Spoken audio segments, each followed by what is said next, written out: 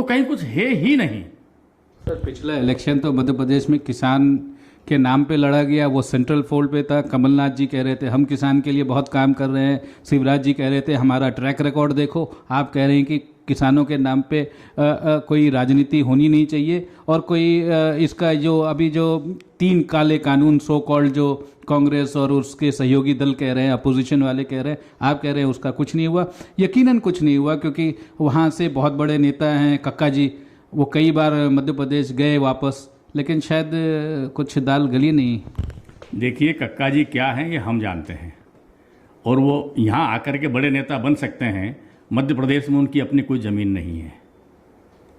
मध्य प्रदेश में कक्का जी को कोई पहचानता भी नहीं है। वहाँ पहचानते थे लोग किसी संगठन को, और उस संगठन में किसी समय में वो पदाधिकारी थे। वहाँ जो परिस्थितियाँ बनी, वो संगठन से बाहर हुए। आज मध्य प्रदेश में कक्का जी का कहीं नाम नहीं है। रहा सवाल बाकी, आपने कहा कि मध्य प्रदेश में किसानों के नाम से परिवर्तन हुआ, तो ये बिल्कुल सही बात है, किसानों के नाम से परिवर्तन हुआ। लेकिन कांग्रेस जिस समय चुनाव मैदान में गई, उस समय उसको अंदाज ही नहीं था, और इतने झूठ बोले, इतने झूठे वादे किए कि किसान को लगा कि ऐसा स्वर्ग आ जाएगा। ये तो राहुल जी भी कह रहे थे, कई अपनी सभाओं में उन्होंने कहा कि एक किसानों के लिए, हम किसानों की पार्टी हैं, हम किसानों के लिए काम कर रहे हैं, और शायद उनको उतनी सीट भी मिली, आप शायद थोड़ा रह गए पीछे। अरे उनको क्या सीट मिली, उन्होंने तो ये कहा था कि अगर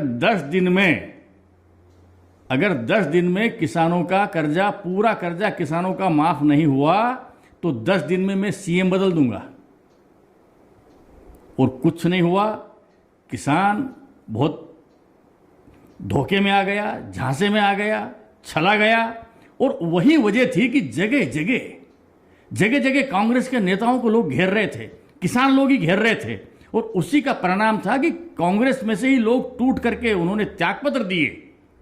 उनका जमीर उनको अलाउ नहीं कर रहा था, क्या बोलें क्या नहीं बोलें, कैसे क्षेत्र में जाएं, मुंह नहीं दिखा पा रहे थे। तो आपका कहने का मतलब है कि ज्योतिरादित्य सिंधिया जी का जो ग्रुप है वो आपके साथ आया, या आपके विचारों से प्रभावित होकर आया, क्योंकि वो किसान उनके पीछे भी अपनी मांगें रख रहे थे जब वो कांग्रेस में थे? देखिए, हमारे विचारों से प्रभावित होकर के तो आए ही, साथ ही जो कांग्रेस के कर्म थे, कांग्रेस की जो नीतियां थी, कांग्रेस की जो वादा खिलाफी थी, कांग्रेस जो जनता को धोखा दे रही थी, उस कांग्रेस से चिढ़ करके, उसको तिलांजलि दे करके मध्य प्रदेश के किसानों के भले के लिए, मध्य प्रदेश की जनता के विकास के लिए सिंधिया जी भारतीय जनता पार्टी में आए हैं।